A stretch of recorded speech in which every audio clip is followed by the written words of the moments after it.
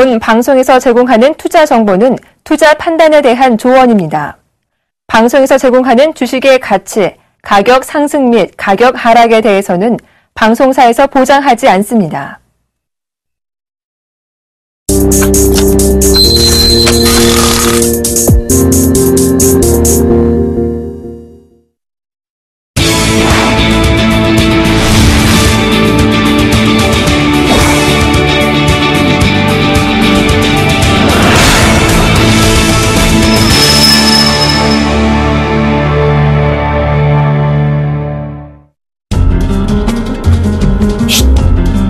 지금부터 주식 투자의 비밀을 공개합니다. 신성장 엔진을 찾아내고 알아야 돈이 됩니다. 신성장 엔진 속에 숨어있는 보석을 찾아 여러분께 드리겠습니다. 미래를 예측하고 적중시키는 능력.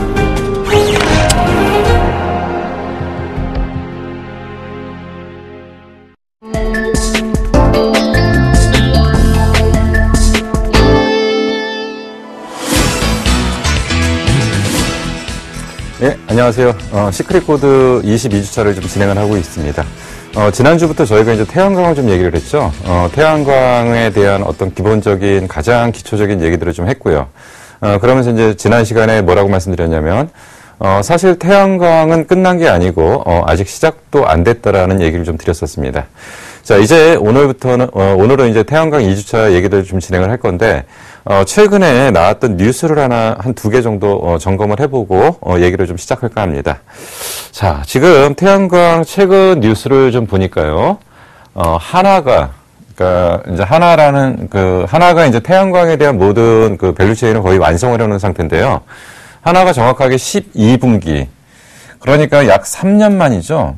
약 3년 만에 처음으로 이제 흑자 전환을 했습니다. 사실 이제 태양광이 지난 시간에 이제 말씀드렸을 때 뭐라고 그랬냐면, 태양광의 지금 업황이 좀 상당히 안 좋았던 가장 큰 이유 중에 하나가 뭐냐면, 결국은 태양광에 대한 대표적인 투자를 하던 데가, 유럽 쪽이라고 했는데, 유럽 쪽이 그 재정이기 때문에, 제대로, 투자라는 걸 좀 못하고 있었던 것들이 이제 그 태양광의 전체적인 흐름이었고요. 이제 이런 부분들이 어느 정도 해소됐고요. 거기다가 이제 그 뒷부분에서 나중에 한번 설명을 드리겠지만, 새롭게 태양광에 대한 투자를 확대하는 나라들이 좀 생기고 있습니다. 오늘 뒷부분에서 말씀을 드릴 건데, 결국 최근에 이제 태양광에 대한 투자 규모를 확대하는 것이 이제 미국, 중국, 이런 나라들이 지금 상당히 공격적으로 이제 태양광에 대한 투자를 하고요. 오히려 유럽 쪽에서 이제 그동안 태양광에 투자를 가장 많이 했던 쪽이 어디냐면 이제 독일 쪽인데, 독일 쪽 같은 경우에는 다소 이제 투자 규모를 좀 줄이고 있는 이런 흐름입니다. 근데 이제 그 하나가 이제 그 기사 내용을 좀 보시면요. 13년도 영업 적자가 이제 1,000억 정도가 나왔었는데, 14년도 1분기에 일단 흑자 전환이 지금 기대됩니다. 그래서 12분기, 그러니까 12분기 만에 태양광이 이제 흑자 전환을 했는데, 자, 흑자 전환에 대한 부분에서 우리가 조금 좀 생각해야 될 부분들이 좀 있습니다. 태양광 업황이 이제 근본적으로 많이 지금 돌아섰다라고 좀 볼 수는 없지만, 그 하나그룹에서는 태양광에 대해서 뒷부분에서 자세히 설명을 할 겁니다. 나중에 이제 종목 쪽에서 이제 말씀드릴 때 이제 태양광에 대한 얘기를 다시 할 건데, 하나 같은 경우는 태양광 전 부분에 대한 밸류체인을 완성했다. 그러니까 이제 밸류체인이라는 게 이제 뒷부분에서 이제 보여드리겠지만, 결국 우리가 이제 그 밸류체인이라는 게 이 부분이죠. 실리콘, 폴리실리콘, 인곳, 웨이퍼, 셀, 모듈, 어레이. 이런 전 라인들을 지금 구축을 했다는 얘기입니다. 지금 이제 그 실리콘 쪽으로는 그 하나그룹이 뭐냐면 여수 공장을 통해서 연산, 1만 톤 규모급으로 2013년도 말에, 그 양산 체제를 지금 시험 가동을 했고요. 그리고 이제 2014년부터 본격적으로 실리콘 공장에 대한 그 구조를 이제 완성을 했고요. 그리고 이제 그 웨이퍼하고 셀 쪽, 이쪽은 이제 그 가장 이제 그 하나 쪽에서 가장 많은 매출 비중이 좀 차지하는 데인데, 여기는 큐셀이라는 데를 갖다가 인수해서 여기를 갖다가 뭐로 만들었냐면 하나 하나 쪽으로 이제 그 안에 만들었고요. 그리고 원래 이제 하나에서 가지고 있던 쪽에서 웨이퍼하고 셀 쪽을 하는 쪽이고요. 그리고 모듈 어레이 쪽을 다 진행을 하고 시공과 운영까지 맡아버리는, 그러니까 전 부분에 대한 밸류체인에 대한 완전한 완성을 시키면서, 이쪽에서 이제 그 하나그룹 같은 경우는, 그동안 이제 문제가 됐던 부분들인, 여러 가지 쪽에서, 결국은, 전 밸류체인을 완성하는 가운데서, 여기서 좀 나타났던 부분이 뭐냐면, 비용 절감이 이제 확실하게 나타납니다. 비용 절감이 확실하게 나타나면서, 거기다가 이제 수요 확대가 지금 같이 진행되고 있다.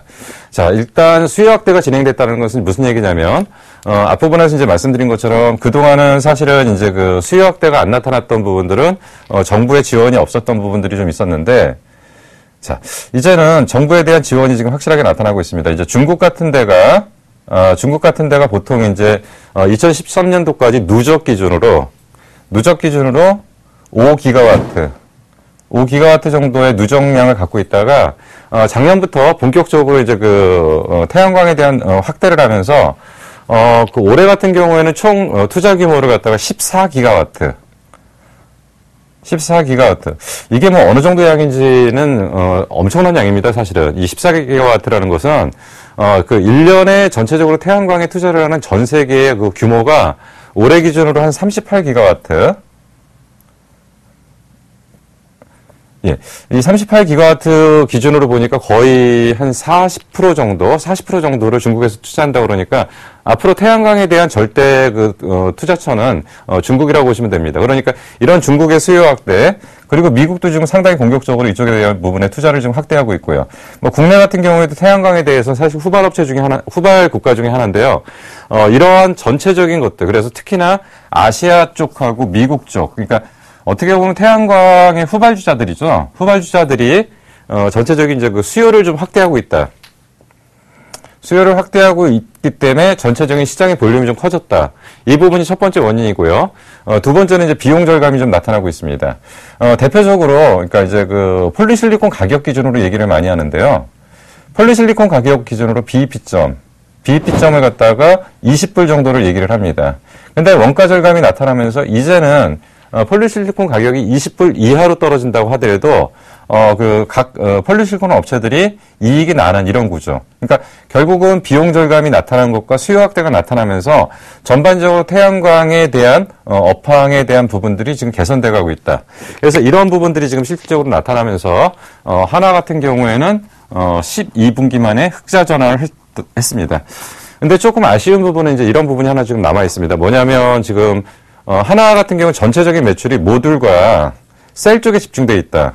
그래서 셀하고 모듈 부분이 전체 매출의 80%고 이 부분에 거의 절대적인 매출을 차지하는 게 아까 말씀드린 것처럼 Q셀이죠. Q셀이 이쪽 매출과 하나 솔라원 뭐 이런 쪽이 거의 절대적인 매출을 좀 차지하고 있기 때문에 사실은 나머지 이제 폴리실리콘은 이제 양산을 지금 준비하는 단계이고요. 인곳 이런 쪽은 아직 안 되고 인곳 웨이퍼 쪽은 그리고 셀하고 모듈 쪽. 근데 셀하고 모듈 쪽은 사실은 이익이 많이 나는 구조는 아닙니다. 셀하고 이익은 이쪽은 그 부가가치가 많이 창출되는 쪽은 아니기 때문에 사실은 매출 규모의 절대량은 크지만은 전체적으로 기업의 환경들을 개선시키는 데는 아직 한계가 있다. 그렇지만 분명히 흑자 전환했다는 것은 의미가 있는 거고요.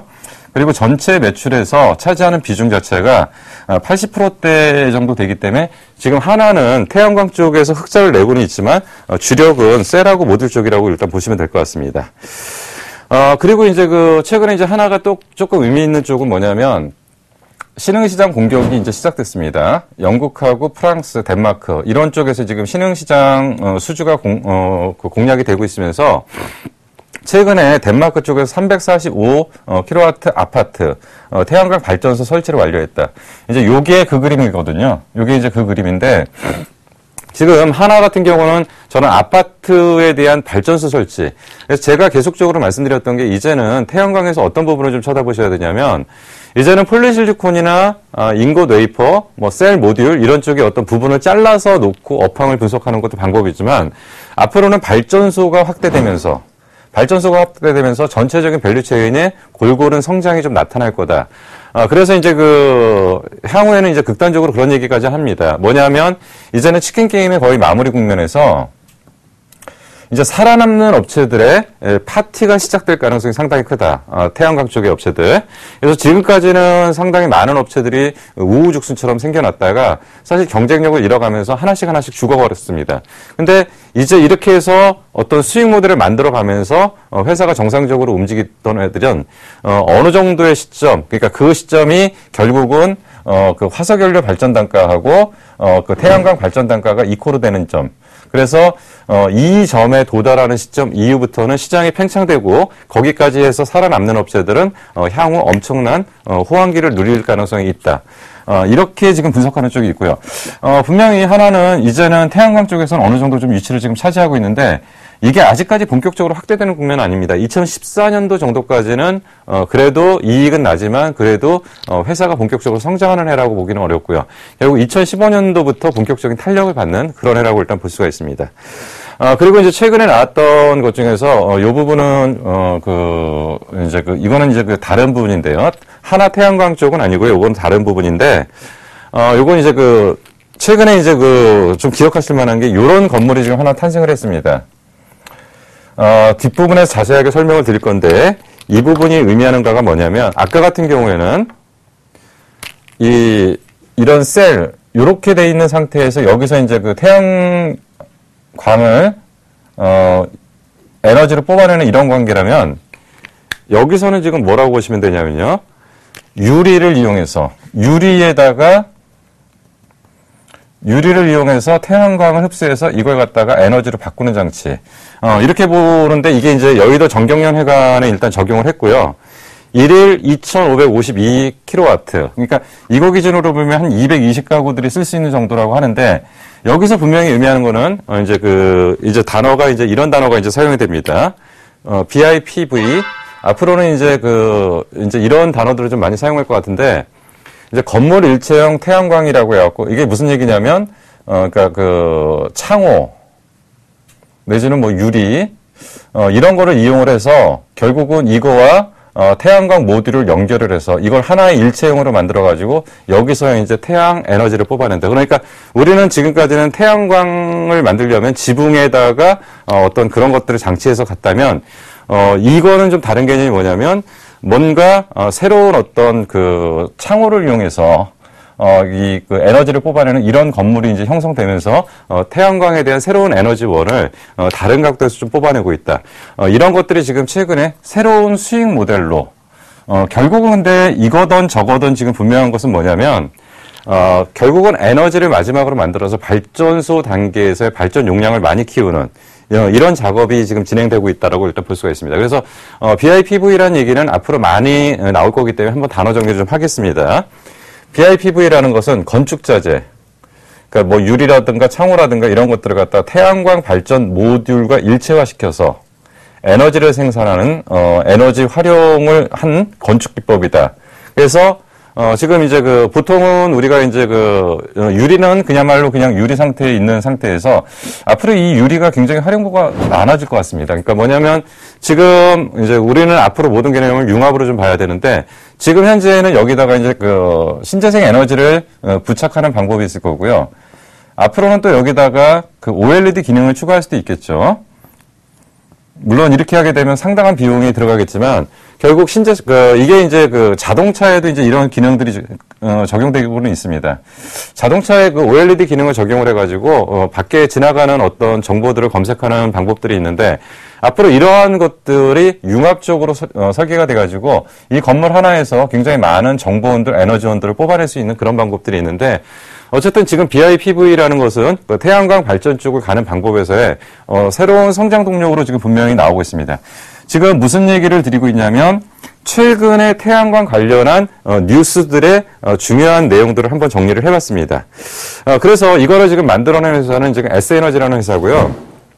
S에너지는 설계, 생산, 시공을 총괄하는 방법이고 이들의 과거 사례는 지금 뭐냐면 상록수 올레체육관도 BIPV 개념으로 지금 만들었고요. 한국교육학술정보원도 역시 이렇게 만들었고요. 그래서 지금 S에너지가 지금 이거에 대한 기본적인 설계나 시공 그리고 총괄하는 방법들을 지금 사용을 하고 있고요. 그리고 이건창호 같은 경우에는 건자재하고 태양광 발전 모듈을 일체화시키는 작업들, 그리고 한국유리는 여기에 관련된 유리들을 제공하는 업들. 그래서 지금 분명히 태양광은 새로운 지금 전기를 지금 맡고 있고요. 분명히 이런 것들이 향후 태양광에 대한 중요한 어떤 변화들을 좀 일으킬 수 있는 과정들이라고 일단 볼 수가 있습니다. 자, 이제 그 태양광을 그러면 이용을 해서 실질적으로 그 돈을 벌 수 있는 비즈니스 모델이 과연 뭐냐. 이거는 이제 뭐 몇 가지 방법으로 굳이 나눈다고 한다면 가정용과 상업용과 발전소라는 세 가지 단계로 갈 수가 있습니다. 지금 여기서 지금 보면은 가정용이라는 게 있고요. 뭐 뒤에 보면 상업용은 아까 말씀드린 BIPV 개념도 역시 상업용으로 볼 수가 있는 거고요. 세 번째로는 그 발전소로 가는 이런 개념으로 지금 볼 수가 있습니다. 자, 그래서 여기 태양광에서 가정용으로 지금 사용하는 방법에 대한 내용들을 좀 보겠습니다. 최근에 국내 같은 경우에도 가정용의 태양광 발전 시스템을 적용을 해갖고 집을 짓는 개념들이 좀 상당히 많은데요. 여기도 어느 정도 이제 화석 연료 발전 단가와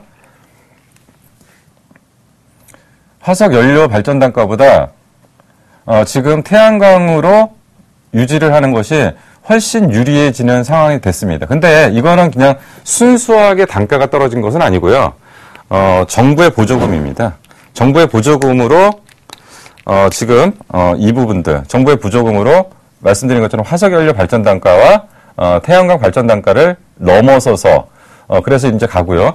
그리고 또 여기다가 이제 추가적으로 지금 적용되는 개념이 뭐냐면 ESS 개념하고 LED 개념이 같이 갑니다. 그래서 지방 같은 경우에는 지금 태양광 발전을 통해서 에너지를 얻어서 이걸 갖다가 ESS에다가 저장을 했다가 그 안에 조명은 LED를 조명을 사용하는 이런 방법의 주택이 지금 현재 만들어지고 있고요. 그리고 실질적으로 이런 것들이 지금 많이 진행되고 있다고 일단 볼 수가 있습니다. 그래서 여기서는 이제 가정용 쪽으로 지금 가게 되면 첫 번째는 이제 태양전지 모듈이라는 게 있죠. 태양전지 모듈이라는 부분이 있고요. 태양전지 모듈을 이용해서 이제 에너지를 태양열을 지금 받아내는 거죠. 태양전지 모듈, 이게 이제 태양빛에서 이제 전기를 만드는 작업들을 보이는 거고요. 이제 인버터라는 것이 이 안에 또 들어가게 됩니다. 이제 인버터가 이제 이 안에 지금 들어가는 형태가 돼가지고 이거는 보통 이제 우리가 이제 직류와 교류라는 얘기를 많이 하는데요. 보통 이제 직류를 받아서 뭐 교류로 바꾼다, 교류를 바꿔서 직류로 바꾼다 이런 과정들을 하는데 가정용으로 사용할 수 있는 전력으로 바꾸는 것들. 그래서 이러한 것들의 역할을 하는 것이 인버터라고 일단 볼 수 있고요. 그리고 이제 실내 배전함이라는 것은 결국은 여기까지 이제 가서, 그러니까 이제 태양 전지를 받아서 이제 인버터로 가가지고 인버터에서 이제 각 가정용의 가정기구로 가는데 가정용 각각의 기기로 보내주는 역할. 그래서 이제 실내 배전함이라고 얘기를 하는 거고요. 그리고 이제 전력량계라는 게 이제 같이 가는데 이게 이제 왜 필요하냐면 이거는 이제 가정용에서 만들어낸 에너지를 그대로 사용하고요. 남는 게 있을 수도 있고 모자라는 게 있을 수도 있는 거죠. 만약에 남는 게 있으면 이거는 이제 바로 전력회사로 보내서 거기에 대한 남는 것만큼 보낸 것만큼을 돈을 받는 거고요. 그리고 만약에 모자라는 게 있으면 거기서 받아와서 그만큼 쓴 거에 대한 부분을 과금을 해서 내는 형태. 이제 이렇게 해서 지금 가정용에 대한 부분은 일부 지금 진행을 하고 있는데 사실 이제 아파트나 아니면 도심 지역에서는 아직 이제 활성화가 지금 되지는 않고 있고요. 외곽 쪽에서 지금 많이 쓰고 있는데 외곽 쪽에서는 이렇게 결국은 태양열이 얼마나 많이 나오느냐에 대한 부분입니다. 그래서 태양광에 대한 비즈니스 모델 첫 번째로는 아까 말씀드린 것처럼 가정용으로 좀 사용하는 방법이 있고요. 상업용과 이제 대규모 발전용의 두 가지 방법이 있습니다. 상업용과 대규모 발전용 두 가지 방법이 있는데 이제 아까 이제 BIPV 시스템이라는 얘기를 지금 드렸고요. 여기에는 전체적인 원가 구성이 좀 어떻게 되는지 좀 봐야 되겠죠. 그러니까 건물 하나를 짓고 이 건물에다가 BIPV를 적용을 하는데 그러면 여기에는 각각의 이제 비용들이 어떻게 들어가고 그래서 어떤 경쟁력을 갖고 있냐를 봐야 되는데 이 전체 비용에서 물론 이제 건물 짓는 비용을 빼는 게 아니고요. BIPV라는 시스템을 구축하는 방법에서의 원가를 이제 구성을 하는 겁니다. 그래서 이 전체 구성 안에서 보면은 모듈 가격이 60% 정도를 지금 차지를 하고 있고요. 그리고 뭐 전기공사비, 뭐 인버터, 토너 등 뭐 기타 여러 가지 비용들이 있는데 어쨌든 간에 전체에서 모듈에 차지하는 비용은 60% 정도다. 그래서 지금 이제 그 BIPV는 앞으로 이제 그 많은 시스템 쪽에 적용을 하고 있고요. 이제 결국은 태양광이 이제 커지려고 하면 이 부분입니다. 발전소의 발전 양이 많아져야 되죠. 지금 이제 아직까지는 태양광이 전체적으로 우리 그 에너지에서 차지하는 비중이 1% 미만이라고 얘기를 합니다. 보통 이제 0.05%. 그래서 이게 이제 1% 가는 과정이 시장은 100% 성장하는 시점이죠. 근데 지금 보통 이제 한 나라에서 아니면 전 세계에서 1년에 태양광 쪽의 발전소를 만드는 게 보통 이제 38기가와트. 올해 기준으로 38기가와트에서 중국이 어떻게 투자하느냐에 따라서 42기가와트까지도 갈 수가 있다라고 하고요. 뭐 내년에는 물론 50기가와트를 넘어갈 거라고 얘기를 합니다. 그러면 이렇게 되면 이제 숫자상으로 좀 감이 안 오실 거예요. 근데 최근에 이제 OCI라는 회사에서 400메가와트의 발전소를 만들어준 데가 있습니다. 그럼 얘네들이 이게 이제 공사비만도 전체 전체 공정으로 해갖고 12억 불 정도 들어가는 공사라고 합니다. 그리고 얘네들이 이게 공사가 완공이 되게 되면 매년 800억에서 900억 정도의 현금이 유입되는 효과랍니다. 그러니까 400메가와트면은 0.4기가와트라고 보시면 됩니다. 그러니까 사실 1기가와트라는 것은 1기가와트 정도로 한다 그러면 최소한 1년에 들어오는 수입이 한 1,600억에서 1,700억 정도. 물론 이제 이거는 발전 단가가 떨어지면서 에너지 가격이 어떻게 가느냐에 따라 좀 차이가 생기겠지만 결국은 시장의 볼륨을 기본적으로 키우려고 그러면 발전소의 발전 용량이 지금 50기가와트가 뭐 100기가와트 뭐 이런 식으로 커져야지만 시장이 근본적으로 커지는데 우선적으로는 지금 소규모 단위의 발전소가 계속적으로 확대되고 있다. 뭐 이런 정도에서 지금 태양광은 지금 성장하고 있고요. 발전 원료는 아마도 내년 이후부터 확대되는 추세가 좀 될 거라고 보시는 게 좀 맞을 것 같습니다.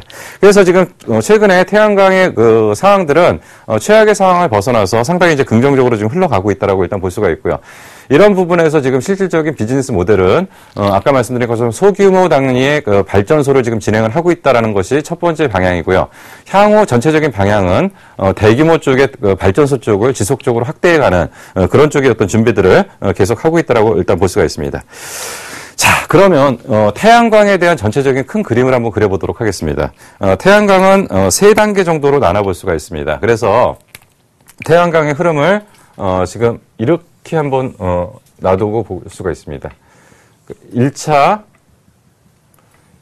2차, 그리고 나머지 이제 3차 시기. 자, 그럼 1차 시기를 어디까지라고 놓고 보냐면 보통 한 2010년도 정도까지를 놓고 봅니다. 그래서 여기다가 태양광 1차 산업기를 태양광이 처음 시작한 것부터, 그게 언제 시작됐는지 모르지만 하여튼간 시작한 데부터 2010년도까지를 1기라고 지금 보는 거고요. 1기라고 그런 거고, 여기에서는 어떤 현상들이 벌어지냐면 기본적인 어떤 체계를 갖추는 단계. 그러니까 아무것도 없는 상태에서 하나씩 만들어가는 거죠. 그래서 여기에는 기본적으로 나타나는 게 셀이 부족한 시기다. 셀 부족 시기이고, 셀이 첫 번째 부족했던 시기이고, 두 번째로 저기서 보이지만 폴리실리콘을 이제 본격적으로 공급하는 시기다.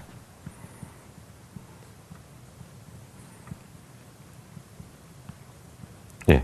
그래서 여기서는 어떤 현상이 벌어졌냐면 사실은 2010년도 이전까지는 태양광이라는 걸 갖다가 태양광에서 투자할 수 있는 유일한 단계는 뭐냐면 폴리실리콘 업체들만이 투자가 가능했고요.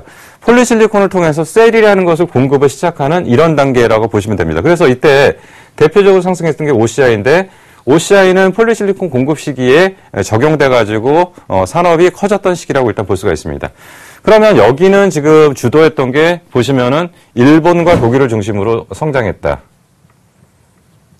독일이 이 시기 동안에 말씀드렸던 게 15년, 20년 동안에 얼마 정도를 투자를 했냐면 40기가와트 정도를 구축을 했죠. 누적 기준으로. 연간이 아니라 누적 기준으로 40기가와트를 구축하면서 사실은 태양광에서 가장 큰 나라가 독일이었고요. 그 다음을 따라갔던 게 이제 일본 정도가 갔던 거고요. 그리고 여기서는 지금 이제 어떤 현상들이 벌어졌냐면 정부의 지원 아래서 지원됐다. 정부가 지원을 하면서 이 산업을 만들어가는 그런 과정이었다. 그래서 1차 산업 시기를 셀 부족 시기에 폴리실리콘 공급 안정기, 그리고 주요 시장은 일본과 독일을 중심으로 형성됐고요. 그리고 정부 주도 아래서 지원됐고, 여기서는 시장 선도업체만이 주가가 상승을 하는 그런 패턴을 보였습니다. 그래서 시장 선도업체들은 높은 성장률과 수익률을 통해서 주가 측면에서도 상당히 강한 어떤 이런 시기를 겪었다라고 일단 볼 수 있고요. 지금 현재의 구간이 뭐냐면 그리드 페리티 도달 시기다라고 얘기를 하는데, 현재의 시기를 갖다가 그리드 페러티 도달 시기다. 이게 이제 상당히 중요한 단어입니다. 이제 그 태양광 쪽에서는 이제 상당히 중요한 단어고, 이게 이제 언제까지를 보냐면 2020년도까지를 보고 있습니다. 그래서 화석 연료 발전 단가가 이렇게 떨어지는 형태가 되고요. 그리고 태양광 발전 단가가 화석 연료 발전 단가가 이렇게 화석 연료 발전 단가가 올라가는 단계고, 태양광 발전 단가가 떨어지는 상태에서 여기를 만나는 점이 이제 그 그리드 페러티라고 얘기를 계속적으로 말씀드리는데, 이거는 산업에 따라서 좀 차이가 있습니다. 왜냐하면 일부 가정용 같은 경우는 아까 말씀드린 것처럼 국내 가정용도 일부 여기에 도달을 했습니다. 그리고 미국 가정용도 여기에 도달했어요. 근데 여기에 의미를 부여하는 가장 큰 기준은 뭐냐면 산업용이죠. 산업용이 이 시기에 지금 도달을 해야지만이 시장은 본격적으로 확대되는 그런 국면이라고 보는데, 여기가 빨리 도달을 해야지 전반적인 태양광 쪽의 산업은 팽창한다. 자, 그래서 지금 현재 단계에서는 전반적인 어떤 그 흐름들이 어떻게 나타나냐면, 각 밸류체인 단계는 완성이 됐죠. 그러니까 아까 말씀드린 것처럼 밸류체인 단계는 지금 완성이 됐습니다. 이제 무슨 얘기냐면 이제 그 폴리실리콘 만드는 업체도 웬만큼 형성이 됐고요. 그리고 인고 웨이퍼 만드는 애도 웬만큼 형성이 됐고요. 그리고 셀하고 모듈 쪽 하는데도 웬만큼 형성이 됐고요. 그 다음 단계에서 시공, 이거를 운영, 관리, 이런 식으로 해서 시공하는 쪽이 있고요. 그리고 다 발전소를 다 짓고 나서 이거에 대한 운영을 하는 방법도 있고요. 근데 밸류체인 단계로 완성이 된 상태에서 이제 경쟁이 이제 본격적으로 이제 심화돼 가는 기간입니다. 그러니까 여기서는 어떤 현상이 벌어지면 앞부분에서는 그 가장 선도업체들이 치고 나가는 단계고, 이 단계에서는 모든 업체들이 형성되면서 경쟁이 굉장히 심하다 보니까 안 되는 업체들은 도태될 수밖에 없는 그런 시기라고 일단 보고요. 지금 현재는 이런 경쟁 심화 단계에서 도태되고 가는 과정들이라고 일단 볼 수가 있습니다. 최근에 중국 업체들이 일부 도산하거나 그런 형태들이 나타나는 것들이 결국 이 과정에 지금 있다라고 일단 볼 수가 있습니다. 그리고 지금 시장은 어디서 선도를 하고 있냐면, 주요 시장은 미국과 아시아, 중국, 이런 시장이 지금 중심이 돼서 이제 형성이 돼가고 있습니다. 그렇기 때문에 과거에 이제 그 독일 중심의 시장, 일본 중심의 시장에서 이제 새로운 국가들이죠. 새로운 국가들인데 후발 국가들이죠. 이쪽을 중심으로 이제 형성이 되고 있고요. 지금 현재는 치킨 게임을 진행하면서 공급량 증가하고 그리고 이제 신규 사업 진입으로 시장은 엄청나게 팽창을 하면서 도태 사업자들이 지금 나타나면서 결국은 독보적 기술, 그러니까 기술 경쟁력이 있는 업체를 중심으로 재편돼 가고 있다라고 일단 볼 수가 있고요. 이 과정이 지금 이제 이 과정에 거의 이제 막바지 과정 속에 지금 거의 놓여 있다고 일단 볼 수가 있습니다. 물론 중국 업체들은 조금 더 문제가 될 수가 있어요. 중국 업체들은 조금 더 문제가 될 수 있지만, 그래서 중국 업체들이 지금 중국이 과감하게 태양광에 대한 투자 규모를 엄청나게 확대하고 있는 그런 시기라고 일단 볼 수가 있습니다. 자, 그리고 나서 이제 여기입니다. 이제 2020년. 그러니까 2020년이라는 것은 이 상업적 그리드 페러티가 도달하는 시점이라고 얘기를 하는데, 이게 조금 빨라질 수도 있어요. 지금 분석에 따라서는 2015년도에 일부 국가는 도달한다. 그리고 2017년도 정도 되면 대부분의 국가들이 도달한다라고 하는데, 여기서 이제 우리나라는 조금 예외입니다. 왜냐하면 우리나라는 워낙 지금 투자를 늦게 시작했고 투자 규모도 워낙 얼마 안 돼요. 그러다 보니까 우리나라는 여기에 산업적인 그리드 페러티 도달 시기는 조금 더 걸릴 거라고 보고, 모든 나라들이 늦어도 2020년에는 다 도달하기 때문에 이때부터는 뭐냐면 소위 말해서 호황기라는 거죠. 태양광에 호황기가 지금 진입을 할 가능성이 있다. 그래서 이 시기를 갖다가 이제 그 생존업체들의 초호황기 시장. 이제 여기서는 살아남은 업체만 먹고 사는 겁니다. 생존업체의 초호황기. 근데 사실 태양광 같은 경우는 그렇게 기술 진입 장벽이 높지 않기 때문에 아무나 치고 들어왔다고 보지만은 이 시점 되면 뭐냐면 소위 말하는 규모의 경제가 형성이 되는 거죠. 먼저 많이 투자한 애들이 유리한 조건에서 가격을 인하시키면서 경쟁력을 갖기 때문에 결국 규모의 경제가 형성되면서 살아남은 업체들의 최고의 호황기가 2020년 이후부터 형성된다. 그래서 이 시기에는 수요가 공급을 앞섭니다. 그렇기 때문에 항상 공급 부족 현상이 나타나서 본격적인 성장 시기라고 일단 보여지고요. 주요 시장은 아까 말씀드린 것처럼 1단계에서는 독일, 일본이라고 얘기를 했고요. 2단계에서는 뭐라고 얘기했냐면 미국, 중국 이런 나라들이라고 말씀드렸는데 이제는 주요 시장이라는 게 존재하지 않습니다. 모든 나라들이 전 세계가 이제 뭐냐면 소위 말해서 이제 돈이 되기 때문에 앞다퉈서 투자를 하는데 그렇기 때문에 여기는 모든 나라들의 태양광의 투자 확대 시기다. 그래서 이때 진입하게 되면은 상당히 이제 경쟁력은 떨어지게 되는 거고요. 그리고 생존업체들 같은 경우는 아까 말씀드린 것처럼 밸류체인 전체를 지배를 해버립니다. 그러니까, 지금 이제 어떻게 보면은, 스마트폰이죠. 스마트폰에서 보면 스마트폰 완성업체들, 그러니까 애플이라든지 삼성전자라든지 이런 애들이 전체 부품업체들을 다 통제를 해버리는 거죠. 그러다 보니까 그 생존업체들 중에서 큰 업체들 이런 데들은 결국은 전체적인 밸류체인을 지배하면서 가격 경쟁력까지 지배를 하는 상태에서 이제는 원가 경쟁력 때문에 신규 시장 진입이 어려워지고 그러면 이 시기가 되면은 이제 여기까지가 진입이 되게 되면 이제 그 각 업체들 별로 나라별 여기서는 새로운 비즈니스 모델로 신성장 동력을 찾아가면서 한 번 상승했다가 꺾이고 다시 새로운 성장 동력을 갖고서 태양광이라는 걸 또 한 번 끌어올리는 이런 쪽의 어떤 신성장 동력이 새롭게 연구되는 이런 시기. 그래서 지금 앞으로 태양광 시장 같은 경우는 지금 길게 보면은 한 3, 4년 정도 이 정도부터는 본격적인 호황기에 좀 진입할 가능성이 좀 상당히 크다라고 지금 분석하는 거고요. 그거에 대한 속도는 결국 어떻게 봐야 되냐면 각국의 투자 계획이나 이런 것들이 어떻게 가느냐. 그래서 지금은 다시 한번 기억하실 게 지금은 요 시기다. 지금은 요 시기라는 게 뭐냐면 화석 연료 발전 단가의 가격은 급상승하는 단계. 그리고 태양광 발전 단가는 하락하는 단계. 태양광 발전 단가가 하락하는 가장 큰 이유 중에 하나는 결국 폴리실리콘 가격이 65.7불에서 20불 밑으로 내려오면서 16불, 7불까지 형성되다가 지금 20불 정도가 되다 보니까 기본적인 구성 자체가 원가 비중이 많이 낮아졌다는 얘기죠.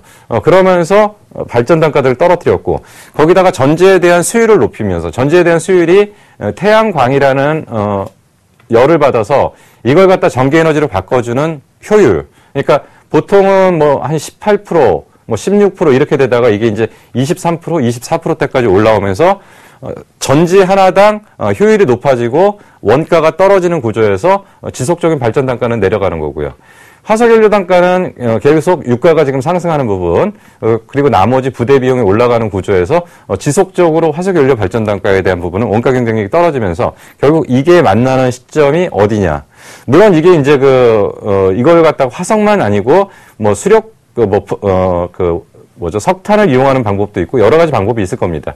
어쨌든 지금 요거에 지금 도달하는 시기에 지금 근사치에 지금 접근을 하고 있기 때문에 요것이 지금 도달하는 시점에서는 상당한 어떤 태양광에 대한 시장 자체는 새로운 패턴을 좀 가질 가능성이 있다. 그래서 지금은 요 2단계에 지금 진입하는 상태에서 여기서 살아남는 업체들은 3단계에 진입하게 되면 초호황기를 맞는 준비 과정들이다. 그래서 여기서 잘 버티고 살아남는 업체 그리고 기술에 대한 축적들을 하는 업체들 이런 업체들은 앞으로 태양광 시장에서 상당한 어떤 기회가 제공되는 시장이라고 일단 볼 수가 있습니다. 자, 그래서 이제 태양광에 대한 전체적인 흐름들을 좀 얘기를 했고요. 뭐 그리드 패러티는 제가 저번에도 한번 설명드렸습니다. 간단하게 한번 말씀드리겠습니다. 간단하게 한번 말씀드리면 이제 요 부분입니다. 뭐냐면 지금 현재 기존 에너지원으로 2006년도에는 발전 단가가 기존 에너지원으로는 79불 들었는데 태양광은 716불 들었어요. 그러니까 한 10배 정도 차이가 났었죠. 근데 2016년도 정도 되니까 그 태양광으로 발전하는 단가가 191불, 그리고 기존 에너지로 형성하는 게 이제 171불. 그러니까 2016년, 2017년 여기서 도표로 보면은 2017년도 정도 되면 상업적, 그러니까 산업의 그리드 패러티가 도달한다. 지금 2017년도에 도달한다라고 지금 여기 자료는 나와 있는 겁니다. 근데 이제 그 아까 우리가 말씀드렸던 거는 한 2020년도 이전에는 이 점이 도달하면서 본격적인 상업적 생산이 가능한 시기에서 원가 경쟁력을 회복하면서 규모의 경제가 형성되는 그런 시기다라고 이제 정리를 해드린 거고요. 자, 이제 여기서 이제 우리가 이제 좀 봐야 될 게, 그럼 폴리실리콘 업황은 어떠냐? 아니면, 인고 네이프 업황은 어떠냐? 뭐 이런 것들을 이제 세부적으로 좀 보고요. 그러면 이제 다음 시간에 뭐를 할 거냐면, OCI는 그런 폴리실리콘 업체이기 때문에 폴리실리콘 업황 내에서의 어떤 종목 분석이 돼야 될 거고요. 그리고 인고 네이프 하는 데들은 인고 네이프 업황에서 그 업황에 대한 흐름들을 얘기를 해야 될 겁니다. 그래서 여기서 보시면, 지금 현재 폴리실리콘 업황의 흐름으로 봤을 때 그 국내 주요 업체는 OCI, 하나케미컬, 삼성정밀화학입니다. 근데 삼성정밀화학은 실질적으로 이 부분에서 이제 철수한 걸로 지금 나오고요. 하나케미칼 같은 경우는 여수 공장에서 아까 1만 톤 지금 시험 가동을 거의 마무리했고 14년도 본격적인 양산을 지금 준비를 하고 있습니다. 그러면 폴리실리콘은 전 세계 지금 생산량은 얼마냐면 20만 톤 정도라고 보시면 됩니다. 20만 톤인데 이 중에서 한국이 3만 6천 톤 정도로 생산했는데 생산 능력 기준으로는 OCI가 5만 3천 톤 정도 될 겁니다. OCI가 5만 3천 톤 정도 되기 때문에 지금 이제 가동률이 지금 많이 떨어져 있는 상태죠. 그래서 이제 폴리실리콘 기준으로는 전 세계에서 우리나라가 이제 18.4% 정도를 차지하고 있고요. 중국 같은 데가 이제 5만 5천 톤 정도를 지금 생산하면서 전 세계 양은 28%입니다. 근데 이제 폴리실리콘 자체는 지금 중국은 어떤 상태냐면 부족 상태예요. 폴리실리콘이. 그래서 중국은 수입을 해야 돼요. 그리고 다른 나라들은 그래서 중국에다 폴리실리콘을 수입하는 이런 구조라고 일단 볼 수가 있습니다. 그리고 또 한 가지 기억하실 거는 중국이 5만 5천 톤 생산을 했다고 하지만 우리나라 거하고 비교가 안 됩니다. 왜냐하면 폴리실리콘은 결국 고순도 폴리실리콘이라는 얘기를 한번 드렸고요. 고순도라는 것은 99.9가 몇 개 나가냐라는 얘기를 하는데 중국 같은 경우는 6개 정도 나갑니다. 근데 우리나라는 9개 정도가 나가요. 근데 OCI가 이걸 12개까지 늘리려고 합니다. 12개 정도면 반도체 수준인데 그만큼 기술에 대한 부분에 엄청난 차이가 있다는 겁니다. 그래서 중국의 폴리실리콘은 양은 많지만 그 질은 떨어진다. 그렇기 때문에 결국은 폴리실리콘의 전체적인 양에서 보면은 폴리실리콘에 대한 부분은 아직까지는 공급 과잉은 맞아요. 아직까지는 공급 과잉이 맞고 그리고 만약에 폴리실리콘이 이익이 나는 BEP점을 도달해서 확대되는 시점에서는 굉장히 이익 폭이 빨리 개선되는 그런 쪽의 분야라고 보시면 됩니다. 그러니까 전체 밸류체인에서 폴리실리콘이 그래도 이익률이 가장 높은 쪽입니다. 이익률이 가장 높은 쪽이고 이쪽으로 가면 이익률이 떨어지는 건데 단 예외가 마지막 발전소를 만들어서 운영하는 쪽은 이익률이 높아져요. 근데 여기까지는 이익률이 떨어지는 구조라고 보시면 됩니다. 그러니까 폴리실리콘, 인고 네이퍼, 셀 모듈, 시공 여기까지는 이 부분은 매출이 많아도 돈은 별로 안 되는 쪽이고 이쪽으로 가면 돈은 되는 쪽이고 이 뒷부분으로 가면 다시 돈이 커지는 쪽으로 이렇게 보시면 되니까 지금 어쨌든 이쪽에 경쟁력이 있는 상태에서 공급 과잉은 분명히 맞다라고 보지만 중국의 양만 갖고는 평가를 할 수가 없고요. 그래서 분명히 폴리실리콘 공급 과잉에 대한 부분이 일정 부분이 있긴 하지만 결국은 폴리실리콘 가격은 향후 흐름은 뭐냐면 20불에서 30불 사이를 왔다 갔다 할 가능성이 상당히 크고요. 요거는 이제 당분간입니다. 그리고 만약에 시장 자체가 확대가 돼가지고 더 원가 경쟁력이 생긴다고 하면 이 변화는 조금 더 나타날 거고. 그렇다고 한다면 OCI가 일정 부분은 경쟁력이 있다라고 일단 볼 수 있고. 하나케미칼은 아직까지는 10,000톤밖에 생산을 못하기 때문에 아직까지는 규모의 경제에 가격 경쟁력이 없습니다. 왜냐하면 기본적으로 어느 정도 매출이 뜨기 전까지는 이쪽에 대한 경쟁력을 확보하기 좀 어렵다라고 일단 볼 수가 있기 때문에 폴리실리콘 업황 분석으로 보면은 폴리실리콘의 수요 공급 원리에 있어서 공급을 수요가 초과하는 시점이 아마도 폴리실리콘의 본격적인 투자가 진행되는 시기다라고 일단 볼 수가 있습니다. 그래서 앞부분에서 잠깐 설명드렸지만 아직은 공급 과잉 단계는 지속되고요. 상당 기간 동안은 공급 과잉은 지속될 수밖에 없다. 그리고 과거에는 그 폴리실리콘 키로당 20불 정도가 BEP 수준이었는데 최근에 원가 절감으로 20불 아래에서도 수익이 나타나는 구간이고요.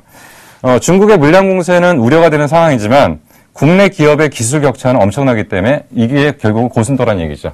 그래서 분명히 우리나라의 폴리실리콘에 대한 경쟁력은 현재 존재하고 있다라고 일단 볼 수가 있습니다.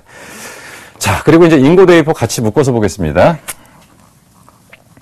전체에서 인고 웨이퍼를 전 세계에서 요구하는 양은 어디냐면 22기가와트입니다. 22기가와트인데 국내에서는 2630메가와트밖에 생산을 못하고 있어요. 그러니까 전체 시장의 10%를 조금 넘어서는 정도 수준. 근데 중국이 6820메가와트, 그러니까 약 31%. 그러니까 인고 웨이퍼 셀 모듈 쪽은 규모나 양에서 모든 면에서 중국이 가장 규모가 큽니다. 그러면 아까 폴리실리콘에 비해서는 이익률은 떨어져요. 그렇지만 영업이익률 전체적으로 비교적 높은 구간이라고 일단 볼 수가 있고요.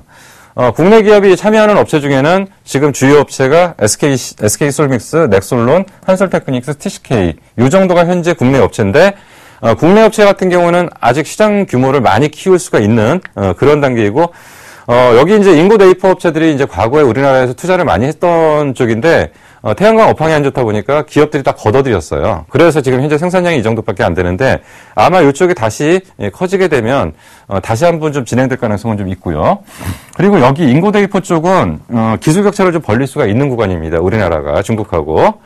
지금 현재는 공급 과잉 단계는 맞아요.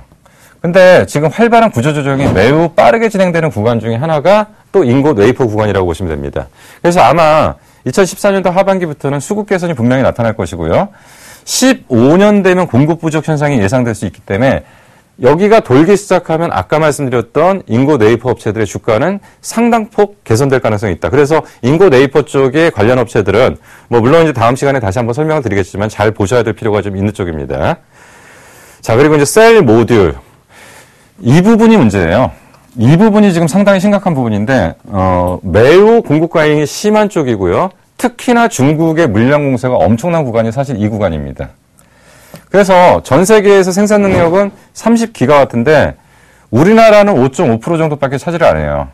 그리고 거꾸로 보면 아까 말씀드린 것처럼 셀 모듈 쪽은 돈이 안 되는 구간이라고 말씀드렸죠. 돈이 안 되는 구간이기 때문에 대부분의 국내 기업들이 많이 걷어들였다는 겁니다. 근데 중국은 13기가와트를 생산을 하기 때문에 전 생산량의 거의 45%, 거의 50%를 차지하는 구간들이라고 보시면 되고요. 여기는 영업이익률도 굉장히 낮아요. 영업이익률도 굉장히 낮고요. 근데 우리나라는 지금 이제 그 주요 업체들은 신성솔라에너지, 하나케미컬, 한국철강, S에너지, 한솔테크닉스. S에너지는 삼성에서 분사하는 회사입니다. 태양광 업체로서. 근데 얘네들은 이쪽에서 이제 그 경쟁력을 좀 갖고 있는 거고요. 하나케미칼은 아까 말씀드린 걸 큐셀이나 이런 걸 이용해서 지금 유럽 쪽에 그 경쟁력을 갖고 있기 때문에 얘네들 공급 과잉에 대해서 대처를 할 수 있는 부분들이라고 일단 보여집니다. 자, 이제 그 태양광의 이제 마지막 단계입니다. 이제 설치 시공 시스템 총괄 쪽입니다. 태양광 쪽은 이제 앞으로 주력이 이제 이쪽이 될 거라고 이제 말씀드렸는데 결국은 발전소가 많이 커져야죠. 발전소가 많이 커져야 되는 건데 태양광의 마지막 단계고요. 태양광 모듈을 상가 건물에 적용하는 거, 주택, 발전소 등에 설치하고 전력을 생산하는 마지막 과정이고요. 설치 시공은 일단 현대중공업, 이건창호, 한솔테크닉스, 8호, 신성ENG. 그리고 시스템 총괄 쪽은 시스템 총괄이라는 것은 결국은 시공만 해놓은 게 아니라 그게 잘 돌아가서 에너지를 만들어서 과금되고 들어오고 이런 종합적인 통제를 하는 거죠. 그래서 시스템 총괄 쪽에서는 영업이익률은 이제 시스템 총괄 쪽이 이제 영업이익률이 좀 올라가는 구조예요. 그러니까 여기까지는 전체적으로 이제 그 영업이익률이 5에서 10% 정도다 그러면 시스템 총괄 쪽은 10% 이상의 이익이 나오는 구조고 여기는 S에너지, LS한전, 현대중공업 이런 업체들이 지금 있습니다. 자, 일단은 요 부분은 그래서 이제 시스템 총괄 쪽의 업황의 특징들은 지금 전 세계 쪽에서는 16기가와트 정도가 지금 시장이 형성되어 있는 상태에서 국내나 중국 모두 굉장히 미미해요. 1, 2%대의 시장 점유율밖에 안 됩니다. 그래서 향후 시장은 발전소 형태의 시장으로 이제 발전을 하면서 새로운 공법을 통한 발전소, 아까 이제 BIPV가 한 예가 되겠죠. 뭐 이런 것들이 된다든지, 아니면 지금 이제 열량, 우리나라는 사실 태양광이라든가 풍력을 가기 위해서는 굉장히 문제가 되는 게 바람량도 없고요. 그 태양열의 양도 좀 적습니다. 근데 만약에 사하라 사막에 태양열 발전소를 만든다면 상당하겠죠. 그래서 이런 걸 이용한 대규모 태양광 발전소. 그리고 앞으로는 한 가지의 개념이 아니라 태양광이 성장하면서 ESS가 성장하고 ESS가 성장하면서 가정용으로 LED가 성장하는 이런 융합 사업이 확대되는 개념들이 앞으로 굉장히 빠르게 진행될 가능성이 있다. 그래서 이러한 전체적인 시스템 총괄 쪽까지 진행을 하는 이런 쪽에서 향후의 방향은 이런 쪽으로 좀 봐야 된다라고 일단 볼 수가 있습니다. 자, 그래서 이제 오늘은 무슨 얘기를 좀 드렸냐면 태양광이라는 거를 얘기를 드렸고요. 태양광에 대해서 그 각각의 단계별로 지금 어떻게 성장을 하고 있는지, 그리고 끊어서, 그러니까 각각의 밸류 체인에서 현재 환경들은 어떻고 지금 이런 얘기를 좀 드렸습니다. 근데 가장 중요한 지금 태양광의 지금 중요 이슈는 두 가지입니다. 중국이 본격적으로 투자 규모를 어마어마하게 늘리고 있다. 또 한 가지는 중국과 유럽 쪽의 무역 분쟁들이 지금 본격적으로 일어나기 때문에 우리한테는 태양광에 굉장한 기회가 되고 있다. 그래서 이러한 것들이 모두 합쳐져 가지고 태양광의 산업은 새로운 국면을 지금 맞이하고 있고요. 아까 말씀드린 것처럼 현재는 2단계 정도라고 보시면 됩니다. 전체 태양광 산업의 그 단계별로 봤을 때 2단계라는 것은 결국은 그 살아남는 업체들은 살아남고 죽는 업체들은 죽는 본격적인 구조 조정이 진행되는 단계에서 여기서 살아남는 업체들은 향후 그 엄청난 어떤 호황기를 맞을 거다. 그런 준비들이 지금 진행되는 과정에서의 막바지 고통 구간이라고 일단 볼 수가 있습니다. 그래서 내일은 그러니까 다음 시간에는 이제 어떤 부분을 준비할 거냐면 이 각각의 내용에 맞는 업체들에서 각각 업체들을 하나씩, 그러니까 태양광 업체의 그 실질적인 일을 하는 업체들을 하나씩 해가지고 이런 흐름들을 갖고서 과연 이 업체들의 향후 주가의 움직임들이 어떻게 될 건지 이런 부분들까지 좀 분석을 하는 태양광 마지막 3주차 시간을 좀 진행을 하도록 하겠습니다. 자, 오늘 제가 준비한 수는 여기까지고요. 오늘 시청해주셔서 감사하고 저는 다음 시간에 다시 찾아뵙도록 하겠습니다. 감사합니다.